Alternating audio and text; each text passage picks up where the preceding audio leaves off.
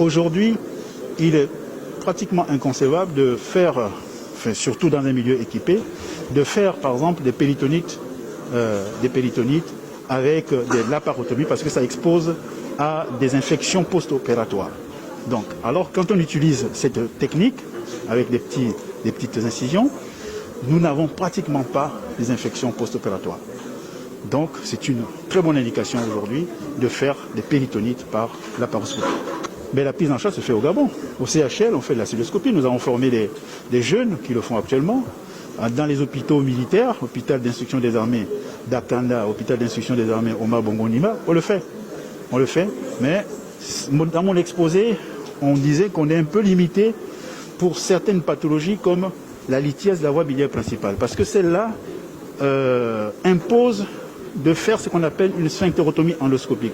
Et là, ce n'est pas nous qui le faisons, ce sont les gastro-entérologues qui passent donc par la bouche jusqu'au deuxième duodénum et faire ce qu'on appelle l'ouverture de la grande papille au niveau du deuxième duodénum et expulser les calculs qui sont allés plus loin, s'enclaver dans le cholédoque, c'est-à-dire dans un tuyau qui amène la bile vers le deuxième duodénum.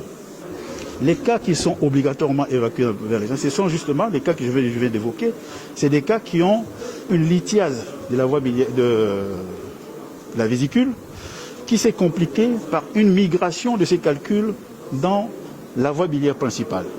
Et là, nous ne pouvons pas faire la sphinctérotomie endoscopique parce que pour l'instant, le plateau technique ne le permet pas. On est obligé de demander qu'on fasse une évacuation sanitaire et ça coûte cher. Ce qui serait intéressant, et aujourd'hui j'interpelle les autorités, c'est de mettre en place justement, pour éviter le coût de l'évacuation sanitaire, de mettre en place un système qui permettra de régler ce problème.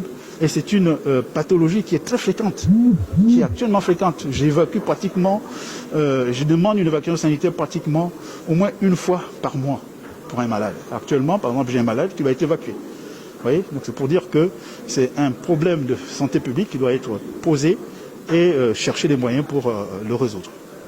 La Société gabonaise de chirurgie est cette matrice où se côtoient chirurgiens de différentes générations depuis bientôt 30 ans.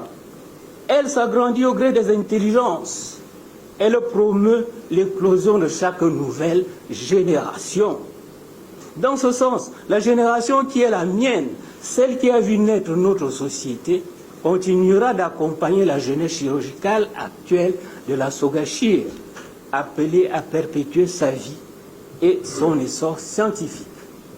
À vous, jeunes membres de la Sogachir, vous devez savoir faire face aux préjugés et aux complexes de toutes sortes. Vous surpasser afin d'apporter la meilleure offre de soins possible à nos populations, malgré les difficultés que peut vous imposer un plateau technique parfois incertain.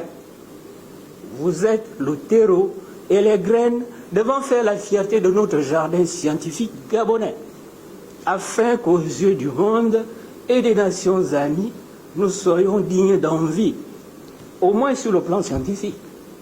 Nous nous réjouissons des efforts que vous déployez au quotidien pour équiper nos hôpitaux en plateaux techniques modernes, mais aussi de votre implication dans la formation de nos spécialistes dans les techniques modernes de prise en charge des malades.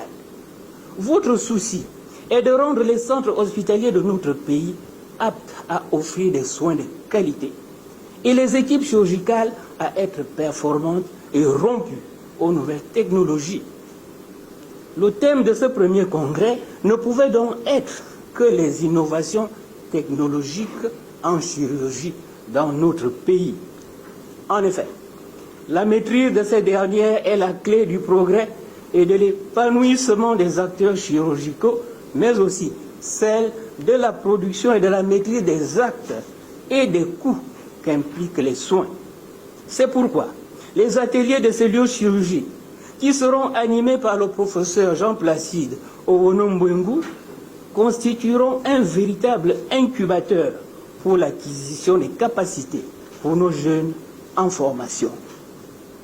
Afin de pérenniser ce processus, la Société gabonaise de chirurgie a besoin de votre indispensable soutien. il est important de comprendre l'engagement du gouvernement à soutenir toutes les initiatives scientifiques et sanitaires visant à améliorer la santé de la population gabonaise. En effet, le président de la République, chef de l'État, son Excellence Ali Bongo Ondimba, dans sa vision de la politique de santé, a créé des pôles d'expertise, des pôles d'excellence, faisant du CHU de Libreville et du CHU d'Ovendo des pôles d'excellence à compétences chirurgicales. Et l'organisation de ce premier congrès au niveau du CHUL matérialise cette appropriation que la Société gabonaise de chirurgie a fait de cette vision politique du chef de l'État. Donc nous tenons à vous remercier.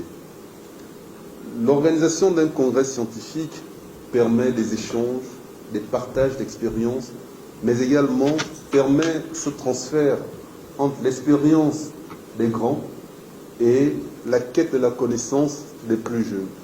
Donc c'est un moment important entre les générations, et je voudrais même dire que ce premier congrès est riche en symbolique, parce que c'est un transfert effectivement de bâton entre une génération qui aujourd'hui n'a plus rien à prouver et une jeunesse qui cherche à s'affirmer. Donc, Monsieur le Président, je peux vous affirmer combien de fois le gouvernement est engagé à soutenir toutes les initiatives visant à partager cette expérience et visant à faire en sorte que la chirurgie soit de plus en plus innovée dans notre pays. Par la formation, par le renforcement des capacités de nos jeunes, et vous faites partie de ceux-là qui ont formé des médecins généralistes à compétences chirurgicales, si c'est le terme qu'il faut utiliser, je pense qu'il est important de revenir sur ces fondamentaux qui ont fait de la médecine gabonaise une médecine de référence. Ces fondamentaux sont nécessaires pour pouvoir faire en sorte que partout où nous nous trouvons à Libreville, la prise en charge du patient soit assurée.